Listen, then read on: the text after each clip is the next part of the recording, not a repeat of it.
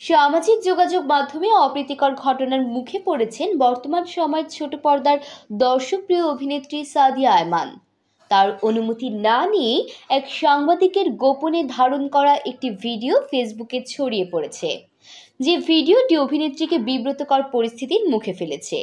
এই ঘটনায় বৃহস্পতিবার ২৬ সেপ্টেম্বর দুপুরে এক ফেসবুক স্ট্যাটাসে সেই সাংবাদিকের নাম প্রকাশ করে তার শাস্তির দাবি জানিয়েছেন তিনি।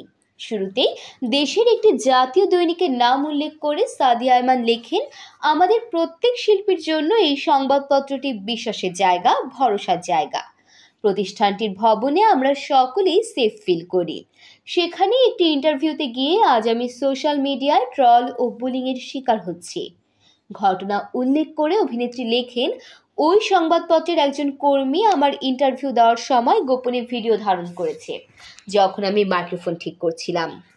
ইন্টারভিউতে রেকর্ড করা প্রফেশনাল ভিডিওর বাইরে একজন শিল্পীর অনুমতি ছাড়া গোপন ভিডিও সজ্ঞানে এডিট করে তার নিজস্ব ফেসবুক পেজে আপলোড করেছে।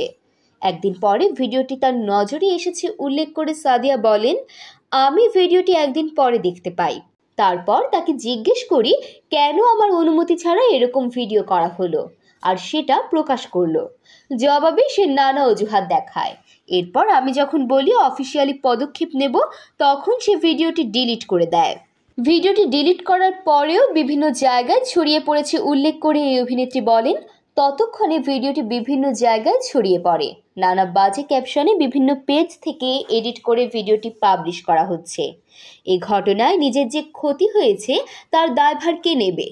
প্রশ্ন রেখে সাদিয়া বলেন, কাজ করার সময় গোপনে ধারণ করা ভিডিও আপলোড করায় সোশ্যাল মিডিয়ায় আমাকে যে হয়রানির শিকার হতে হচ্ছে, যে ক্ষতি হয়েছে, আমার যে মানহানি হয়েছে, এই দায়ভার কে নেবে?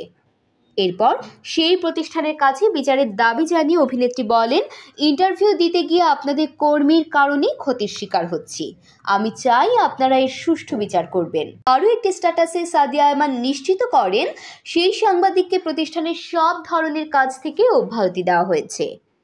এমন তথ্যবহুল সংবাদ পেতে চ্যানেলটি সাবস্ক্রাইব করে পাশেই থাকুন। আর ভিডিওটি কেমন লেগেছে মন্তব্য করতে ভুলবেন না।